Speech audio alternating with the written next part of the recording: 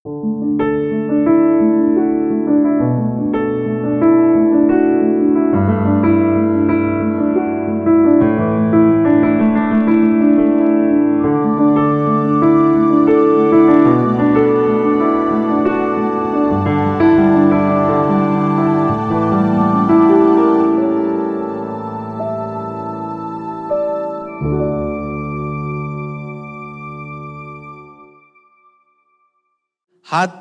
yang tahu bersyukur atau hati yang tahu berterima kasih. Mari kita membaca di dalam Mazmur 116 ayat 12 sampai ayat yang ke-14. Bagaimana akan kubalas kepada Tuhan segala kebajikannya kepadaku? Aku akan mengangkat piala keselamatan dan akan menyerukan nama Tuhan, akan membayar nazarku kepada Tuhan di depan seluruh umatnya. Katakan amin, haleluya. Saudara setuju nggak kalau Tuhan kita itu baik? Haleluya ya. Bukan cuma baik tapi sangat-sangat baik. Nah inilah yang menjadi dasar untuk kita bersyukur, untuk kita berterima kasih. Ayat ini menjadi sebuah ungkapan hati pemazmur. Bagaimana aku mau bersyukur? Bagaimana aku mau membalas cinta kasih Tuhan, kebaikan Tuhan kepadaku? Tuhan kita itu memang sangat-sangat baik. Nah itulah sebabnya kita harus mempunyai hati yang bersyukur, yang tahu bersyukur. Mengapa saya katakan begitu? Karena kita harus mengerti bahwa salah satu ciri atau karakteristik dari akhir zaman, yaitu manusia itu tidak tahu bersyukur. Ini adalah salah satu ciri, dan itu sudah ditulis dalam Alkitab. 2 Timotius pasal yang ketiga, sudah baca beberapa ayat itu. Salah satu ciri, orang tidak tahu berterima kasih. Dan itu yang kita lihat sekarang. Masalah persoalan yang terjadi, kalau kita renung-renungkan itu ada kaitannya. Bagaimana orang tidak tahu berterima kasih, istilahnya durhaka. Saudara kalau baca durhaka di dalam Alkitab itu banyak. Anak dibesarkan dari kecil dengan susah payah, dengan pengorbanan. Sudah besar kurang ajar sama orang tua. Saya harap di sini anak-anak muda ya, tolong dengar ya. Jangan sampai jadi anak muda yang kurang ajar kepada orang tua. Jangan sampai saudara. Banyak hal yang terjadi di masyarakat, di samping kita, kiri kanan kita. Banyak sekali. Semua ini berpusat karena manusia tidak tahu berterima kasih. Ya istilahnya ditolong mentung gitu. Ditolong bukan diangkat, bukan berterima kasih. Malah ya itu tadi. Ditolong malah mentung. Dan banyak sekali terjadi ya. Dan inilah keadaan di akhir zaman. So itu mari kita menjadi orang-orang yang tahu berterima kasih. Amin. Terutama kita yang sudah tua-tua ini. Kalau kita punya anak gak tahu berterima kasih, tentu kita sedih, sakit hati pasti. Demikian juga Tuhan. Kalau kita sebagai anak-anaknya sudah ditolong, sudah diselamatkan, sudah dilindungi, kita masih gak tahu berterima kasih, gak bisa menghargai, maka tentu Tuhan juga sedih. Kita harus tahu bahwa sumber daripada tidak tahu berterima kasih itu sebenarnya sumbernya dari sorga. Karena pemberontaan yang pertama itu dari sorga. Pemberontaan yang pertama itu terjadi di sorga. Yaitu ketika Lucifer, malaikat terang, memberontak kepada Allah. Memberontak kepada penciptanya. Lucifer itu artinya pembawa terang. Lux itu terang, Vere itu adalah pembawa. Lucifer itu malaikat yang diciptakan Allah. Ada beberapa malaikat penting, Lucifer, Mikael, Gabriel. 3 ini malaikat-malaikat utama. Jadi pemberontaan yang pertama itu dilakukan oleh malaikat yang bernama Lucifer. Dan itu terus diturunkan kepada manusia. Orang yang tidak tahu berterima kasih, itu dia akan memiliki hati namanya take for granted. Menganggap segala sesuatu itu sudah semestinya. Seolah-olah, ini sudah seharusnya begitu. Katakan sekarang orang tua dan anak. Kalau anak itu tahu berterima kasih, dia tentu akan menghargai setiap jerih lelah orang tua. Tapi anak yang tidak tahu berterima kasih, dia menganggap, ya seharusnya orang tua kok ya harus begini, harus memberikan ini, harus mensupply ini, harus mendidik saya, harus begini, harus begitu, bahkan menuntut. Mengapa? Karena dia take for granted everything that he received from his parents. Semua yang dia terima, dia anggap itu sudah seharusnya. Jangan sampai kita memiliki hati yang demikian. Semua yang kita alami, kita dapatkan, itu semua karunia Tuhan. Saya diingatkan Tuhan. Saya ini kan sebenarnya orang paling gampang tidur. Tapi tidak tahu kenapa minggu yang lalu itu, dalam 1 minggu saya 3 malam itu tidak bisa tidur. Gelebekan. Waduh, saya baru sadar orang tidak bisa tidur ternyata menderita. Besoknya gitu. Akhirnya trauma. Mau tidur sudah trauma dulu. Jangan-jangan nanti nggak bisa tidur lagi. Nah, di situ saya diingatkan Tuhan. Ternyata kalau bisa tidur itu sudah karunia Tuhan. Amin. Banyak hal yang kita terima dari Tuhan. Kita anggap itu sudah semestinya, sudah seharusnya. Nanti kalau kita kehilangan baru kita mengerti. Jadi kita harus sadar semua keadaan kita ini kemurahan Tuhan. Kalau orang Tionghoa bilang, kalau orang itu bisa makan, bisa masuk, bisa keluar. Sudah tahu ya. Neng ci, neng la. Orang itu bisa masuk, bisa keluar itu sudah harus bersyukur. Amin. Banyak orang bisa masuk, gak bisa keluar. Betul? Banyak orang bisa keluar, gak bisa masuk. Banyak orang gak bisa masuk, gak bisa keluar. Jadi kalau kita bisa masuk, bisa keluar, itu sudah kemurahan Tuhan. Amin. Puji Tuhan. Makanya kita harus tahu, jadi orang-orang itu bersyukur kepada Tuhan. Terima kasih Tuhan. Matur suwun Gusti Yesus. Harus, karena semua ini karena kemurahan Tuhan, kebaikan Tuhan. Oke, saya akan bawa saudara melihat sebuah cerita di dalam Lukas pasal 17. Satu cerita yang sangat luar biasa saya pikir walaupun ini sederhana ya. Tentang 10 orang kusta. Coba kita baca semuanya. Saudara sambil menyimak saya baca. Dalam perjalanannya ke Yerusalem, Yesus menyusur perbatasan Samaria dan Galilea. Ya, jadi posisi atau petanya gini saudara ya. Negara Palestina itu memanjang. Tapi dibagi 3. Atas itu Galilea, tengah itu Samaria, bawah itu Yudea. Yerusalem itu di Yudea. Nah, Yesus kebanyakan di Galilea. Kalau sudah membaca ada kota Kapernaum, Nazaret dan sebagainya, itu semua di atas di Galilea. Nah, jadi sekarang Yesus dari Galilea menuju ke selatan nih. Untuk disalib. Konteksnya ini sudah saat perjalanannya terakhir menuju Yerusalem untuk disalib. Ketika ia memasuki suatu desa, datanglah 10 orang kusta menemui dia. Mereka tinggal berdiri agak jauh dan berteriak, "Yesus, Guru, kasihanilah kami." Mengapa kok dari jauh? Karena orang kusta itu dianggap najis. Adalah orang-orang yang dikucilkan dari masyarakat. Sehingga mereka tidak berani mendekat. Mereka cuma berteriak dari jauh, "Yesus, Guru, Rabi, sembuhkan kami, tolong kami, kasihani kami." Lalu ia memandang mereka dan berkata, "Pergilah, perlihatkanlah dirimu kepada imam-imam." Nah, ini saudara harus mengerti. Jadi orang kusta itu kalau misalnya dia mengalami kesembuhan, nah itu mujizat memang. Maka persyaratannya dia harus mendatangi imam-imam menunjukkan ini loh kalau kustaku sudah sembuh. Nah setelah itu dia baru bisa diterima di masyarakat. Itu yang menjadi dasar perintah Yesus. Pergilah, tunjukkan dirimu kepada imam-imam. Jadi seolah-olah sudah sembuh, padahal belum sembuh waktu itu. Jadi mereka suruh membuat sebuah tindakan seolah-olah mereka sudah sembuh dan mereka lapor kepada imam-imam. Nah ini yang terjadi, ini iman. Jadi mereka mengikuti dan sementara mereka di tengah jalan, mereka menjadi tahir. Nah ini mujizat. Jadi kalau firman Tuhan berkata kita harus belajar mengikuti. Ini diikuti oleh mereka. Semua mengalami mujizat. Semua menjadi tahir. 10 orang, 10-nya sembuh. Wah, saudara-saudara bisa bayangkan betapa mereka akan bersuka cita, berteriak-teriak. Aku sembuh, aku sembuh. Oh, mereka mungkin rangkul-rangkulan, ya menari-nari. Oh, senang ya. Namanya itu mujizat. Seolah-olah mereka orang mati dibangkitkan. Ya, orang kusta itu zaman dulu tidak ada obatnya. Mereka tinggal menerima nasib. Nah, perhatikan kalimat berikutnya. Seorang dari mereka. Dari 10 cuma 1 orang. Ketika melihat bahwa ia telah sembuh, kembali sambil memuliakan Allah dengan suara nyaring. Lalu tersungkur di depan kaki Yesus dan mengucap syukur kepadanya. Orang itu adalah seorang Samaria. Perhatikan. Injil mencatat dia seorang Samaria. Dan orang Samaria dengan orang Yahudi itu musuhan. Karena sejarahnya panjang. Saling menyalahkan, saling mengaku, mengklaim. Pokoknya tidak akor.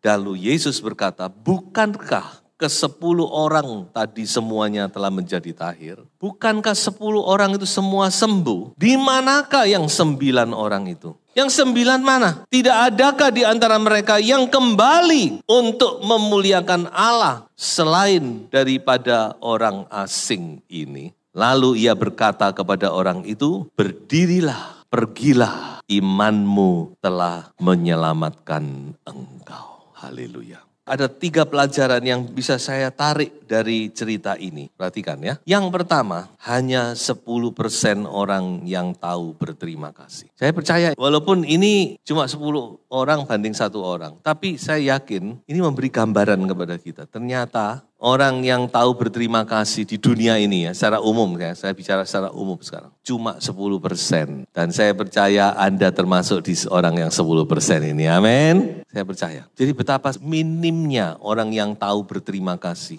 Makanya ajar anak itu berterima kasih. Walaupun dia mendapat hal yang kecil, suruh ngomong terima kasih. Ajar. Dari kecil harus diajar. Walaupun dia cuma dapat permen, ngomong terima kasih. Itu apa ya? Ya pengajaran itu kan penting. Kan saya pernah ngomong. Jia-jiao itu pengajaran dari orang tua kepada anak.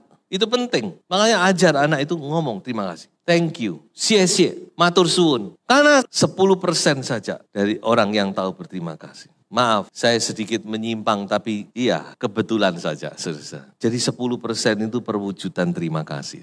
Jadi itu minimalis. Harusnya kan 10 seorang datang ya toh. 10 terima kebaikan Tuhan. Tapi yang balik cuma 1 orang. 10%, tapi enggak apa-apa. Jadi 10% itu minimalis saudara. Yang kedua, terkadang orang yang tidak kita sangka-sangka yang justru tahu berterima kasih. Ada satu kesaksian pendek. Saya tidak akan sebutkan tempatnya, saudara. Nanti dikira saya promosi. Ada satu tempat yang jemblemnya itu enak. Saudara. Ketika saya dengar tempat itu katanya jemblemnya enak, tak parani saudara ya. Penasaran ya. Saya kaget, tempat itu dulu termasuk tempat yang top. Tapi tidak tahu kenapa sekarang jual jemblem dan pohung goreng. Pohung gorengnya juga enak. Yang saya kaget bukan itu saudara. Yang saya kaget yang jual. Yang jual itu ibu-ibu sederhana. Lalu istri saya menginterview. Dia pikir ibu-ibu ini masih keluarga dari pemilik toko tersebut. Ternyata ibu itu berkata, oh saya bukan, saya cuma bekerja di sini. Dia sendirian di situ. Yang ngurusi tempat itu, ya jualan itu saudara. Dan dia bersaksi. Mengapa dia kok melakukan itu? Karena dia ingat kebaikan dari tante, dia bilang. Tantenya sudah gak ada sih. Saya disekolahkan dari SD sampai SMA. Sebab itu saya utang budi kepada tante. Jadi dia cuma bekerja. Sebenarnya kan dia mau kerja di tempat lain, wah sudah terkenal. Tapi dia enggak. Semua penjualan dia tulis dengan teliti. Mungkin ini perkiraan saya mungkin tetap akan dilaporkan kepada keluarga besar dari pemilik itu. Mungkin ya, enggak tahulah. Tapi itu menarik sekali. Orang yang sederhana tapi tahu berterima kasih. Lalu istri saya tanya, wajahnya enggak ganti Bu? Oh enggak, ini wajan peninggalan dari tante. Saya akan tetap pakai untuk mengenang kebaikannya. Jadi luar biasa. Kadang-kadang memang Tuhan tunjukkan ya, ada orang-orang yang sederhana tapi dia tahu berterima kasih. Amin, saudara, itulah yang Tuhan inginkan dari kita. Dan yang ketiga adalah orang yang tahu berterima kasih akan menerima berkat yang khusus dari Tuhan. Saudara perhatikan tadi. Terakhir Tuhan berkata apa? Imanmu menyelamatkan engkau. Pergilah dengan selamat. Haleluya. Yang 9 tidak. Yang lainnya cuma terima kesembuhan jasmani. Tetapi yang 1 orang ini disembuhkan jasmani dan rohani. Dia bukan selamat secara tubuh. Dia juga selamat jiwanya. Dan itu yang terpenting bukan? Dan ini saudara. Ada sesuatu nilai plus, bahkan mungkin nilai plus-plus bagi orang yang tahu mengucap syukur kepada Tuhan. So itu mari kita mau menjadi orang-orang yang tahu mengucap syukur. Nah, bagian akhir daripada khotbah saya begini. Apa yang seharusnya terjadi ketika seseorang itu memiliki hati yang tahu berterima kasih? Ada 3 hal juga. Yang pertama adalah menyembah. Orang yang tahu bersyukur kepada Tuhan, dia akan datang menyembah Tuhan. Minimal ini. Sebab apa yang bisa kita perbuat untuk Tuhan? Saudara mau ngasih apa sama Tuhan? Mau ngasih duit sama Tuhan? Tuhan gak butuh. Justru Tuhan ngasih duit ke kita. Mau ngasih apa sama Tuhan? Gak ada. Yang Tuhan mau adalah hati kita. Kita menyembah. Kita mengucap syukur kepada Tuhan. Kita memberikan hati kita kepada Tuhan. Seperti orang ini dia sujud syukur. Oh Gusti. Matur sembah nuwun Gusti. Terima kasih Tuhan. Terima kasih aku sembuh. Terima kasih. Menyembah. Makanya saya heran. Ada orang Kristen yang tidak pernah beribadah. Tidak pernah menyembah Tuhan. Saya merasa heran bin aneh. Masa enggak bisa tahu kebaikan Tuhan? Masa masih tidak mau datang menyembah Tuhan? Ayo kita mau menyembah Tuhan. Menyembah. Datang beribadah menyembah Tuhan. Jangan pakai waktu kita untuk cuma happy-happy, senang-senang, saudara. Nanti kita satu saat bisa menyesal. Jangan berkata, saya sibuk, saya nggak ada waktu menyembah Tuhan, tapi pergi kemana-mana ada waktu. Jangan, saudara, jangan. Ayo kita datang utamakan Tuhan. Amin. Saya mohon maaf kalau perkataan saya ini mungkin bagi beberapa orang, wah Pak Simon khotbah ini tajam. Khotbah kalau nggak tajam, pisau kalau nggak tajam itu nggak bisa buat motong apa-apa, saudara. Tambah sakit, kengek. Gitu. Pisau operasi itu harus tajam. Saudara. Yang kedua, mengabdi. Tadi sudah saya beri contoh kan, mengabdi. Oh, aku sudah ditolong Tuhan, aku sudah diselamatkan Tuhan, aku sudah ditebus Tuhan. Ya, aku ingin mengabdi kepada Tuhan. Di dalam Keluaran pasal 21 itu ada satu peraturan di situ. Jadi kalau ada budak Ibrani, budak Yahudi lah, budak ya dibeli di pasar budak.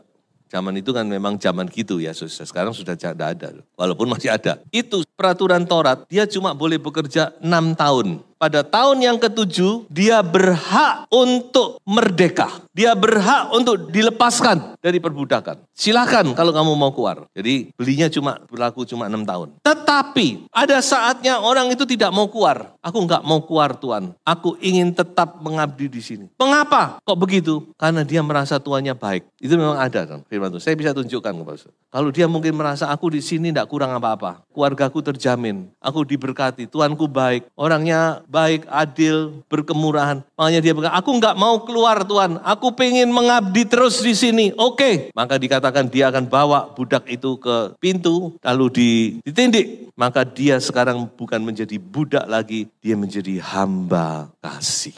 Orang yang melayani karena kasih. Ini pengabdian. Orang yang sudah menerima kebaikan Tuhan. Dia pasti ingin mengabdikan diri. Ingin melayani Tuhan, ingin menjadi hamba. Dan itu banyak terjadi, saudara. Tuhan begitu baik, maka aku ingin memberikan hidupku kepada Tuhan. Salah satunya adalah Rasul Paulus. Coba saya bacakan ya. Tetapi karena kasih karunia Allah, aku adalah sebagaimana aku ada sekarang. Dan kasih karunia yang dianugerahkannya kepadaku tidak sia-sia. Sebaliknya aku telah bekerja lebih keras daripada mereka semua. Tetapi bukannya aku, melainkan kasih karunia Allah yang menyertai aku. Paulus sangat-sangat sadar siapa dirinya. Di ayat yang lain dia berkata, di antara manusia yang berdosa, aku yang paling berdosa. Karena aku dulu menganiaya gereja Tuhan. Membunuh, menganiaya tanpa batas, dikatakan. Betapa ganasnya orang ini dan betapa menakutkannya orang ini. Mungkin orang Kristen gereja kalau dengar